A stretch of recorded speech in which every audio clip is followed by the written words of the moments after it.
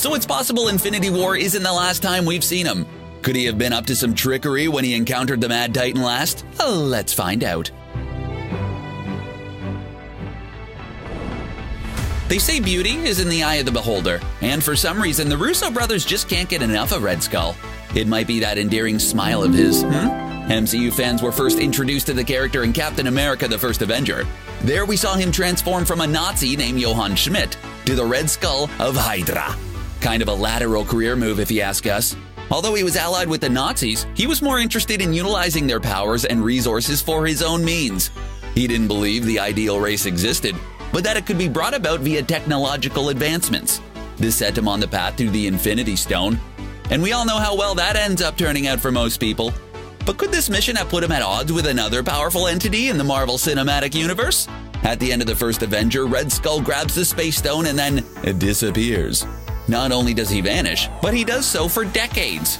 Much to the dismay of many Marvel fans. Even if you're not a fan of Red Skull, you had to wonder where he was unless you're a fan of loose ends. But during one of the most shocking moments of Avengers Infinity War, Red Skull showed up alive and well, if not in a particularly good mood. It turns out that the Space Stone had sent him to Vormir in order to act as a guardian of the Soul Stone, and apparently, this career change also necessitated a drastic uniform change for Red Skull. Everyone knows what happens next. But here's a quick reminder. Red Skull tells Thanos he has to sacrifice someone he loves in order to possess the Soul Stone, and Gamora starts gloating because she's confident Thanos doesn't love anyone but himself. Yeah, being wrong doesn't feel great, but it feels better than having someone toss you off a cliff to your doom. Thanos sacrifices Gamora for the Soul Stone, and the movie continues on. But was this exchange between Red Skull and Thanos really as simple as most people think? Or was there something else going on here? The Infinity Stones can be difficult to track, since they show up in many different movies under various different names. It's also known as the Tesseract or the Cube, but those are really the names for the container which holds the Space Stone if you want to get technical. And as far as we're concerned, technically is the best kind of correct. We learned more about it during Captain America: The First Avenger, namely that it was powerful and Johann Schmidt really wanted to get his hands on it. But we've learned a lot more about its history, including that it wasn't always located on Earth, waiting to fall into the wrong hands.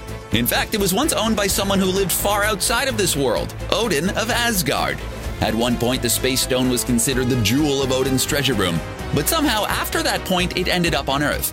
Exactly how it was left there has always been a bit unclear, but could it be possible that Odin simply misplaced it and decided it wasn't worth worrying about when he went back to Asgard? After all, it's not like the guy was lacking in the treasure department. Except that the Space Stone isn't just a shiny bauble, which Odin was clearly well aware of. It has the power to transport people and objects across vast distances instantaneously, and its usefulness as a power source is unmatched. During Captain Marvel, we saw Mar-Vell use it to create a light-speed engine, and when that exploded, it was able to transfer incredible powers to Carol Danvers. Basically, it was irresponsible at best for Odin to leave such an immensely powerful object on Earth, where it could easily fall into the wrong hands, and that is exactly what happened to it. But it's also possible that Odin felt the Space Stone was safer on Earth than in his own vault. Unlike the Space Stone, the Soul Stone doesn't have a long and involved history in the MCU, at least not that we know of. While we've seen the other stones pop up at various times, the Soul Stone was always a mystery. Now we know that it was hiding out atop Vormir, but where was it before that? Is it possible that it was once in the possession of Odin? When transferring the Reality Stone to the Collector, it became clear the Asgardians knew keeping multiple Infinity Stones together was a bad idea. Could they have learned this lesson because their ruler once tried to do so? We have a feeling messing with the Infinity Stones is kind of the lesson you only have to learn one time. Just ask Red Skull. If Odin decided to get rid of his Infinity Stone collection, it makes sense he'd have to split them up. He stuck the Space Stone on Earth and the Soul Stone near Vormir. But although he seemingly abandoned the Space Stone, it's possible he still felt somewhat responsible for it. At the end of the first Avenger, Red Skull tries to obtain the Space Stone and it sends him to Vormir. Was it the Space Stone that decided to punish Red Skull? Or could it have been a bit of Asgardian magic? In the scene involving the Soul Stone during Infinity War, we saw a light behind Thanos when he sacrificed Gamora. It looks surprisingly similar to the one created from an Asgardian bridge, perhaps hinting that, although he's gone, the magic of Odin lives on, and that's not the only strange and unusual thing that takes place during this scene. Just consider for a moment how Red Skull greets Thanos.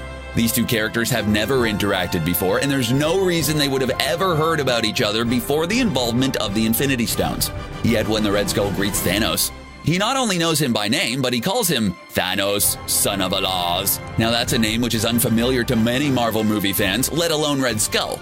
It's clear that he was somehow filled in on a lot of context regarding the Mad Titan. Although this was the first mention of Alars we heard in the MCU, he's a comic book character who's indeed the father of Thanos. He and his wife, Sui-san, had 2 sons, Thanos and the much more likable Eros. In fact, Thanos was so unlikable that it turns out even his mother couldn't love him, and he eventually turned his wrath on her. Yeah, Thanos may be a terrible father, but he didn't exactly have the greatest parenting examples. The point is that if the Red Skull knew who Thanos' dad was, then it stands to reason he knows the whole rest of his history as well. Mostly the parts about how Thanos wants to obtain all the Infinity Stones and wipe out half of all life in the universe, we're assuming. And the thing is, that coincides pretty nicely with Red Skull's plans. Although we hadn't seen him in the MCU for quite some time, it's hard to imagine his disposition has improved since the first Avenger. Back then he was focused on creating a master race, defeating our heroes and generally being villainous. Losing half of the universe's population would most likely benefit the Red Skull tremendously. The ensuing chaos would give rise to evil opportunities, and many of those who oppose him would be eliminated. And Thanos? He doesn't want Earth. It's not like he's going to be sticking around where he could potentially pose a threat to Red Skull and whatever his goals are.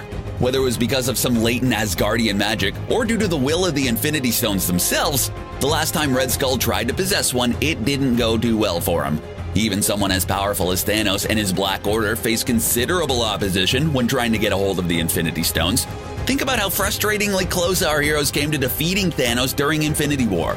It's possible that, during his long wait on Vormir, Red Skull had time to consider the likelihood of him being able to collect all of the Infinity Stones.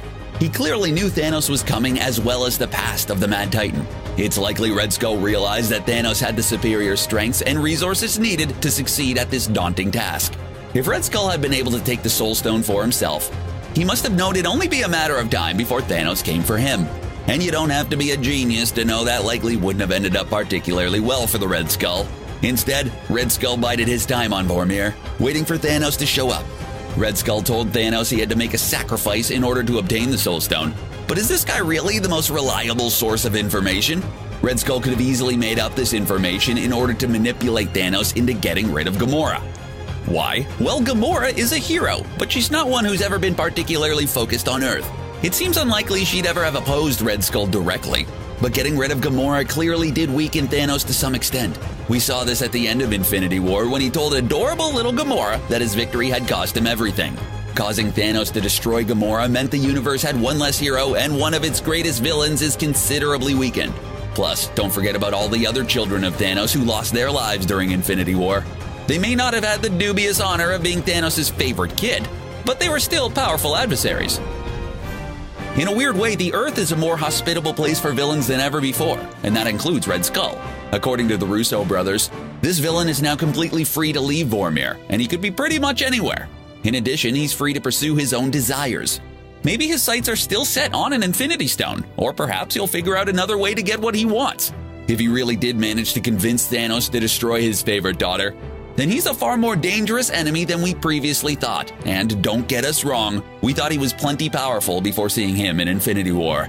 Although the Russo brothers seem to hint that the Red Skull may be after an Infinity Stone, we have to say, hey, good luck with that. Well, not literally.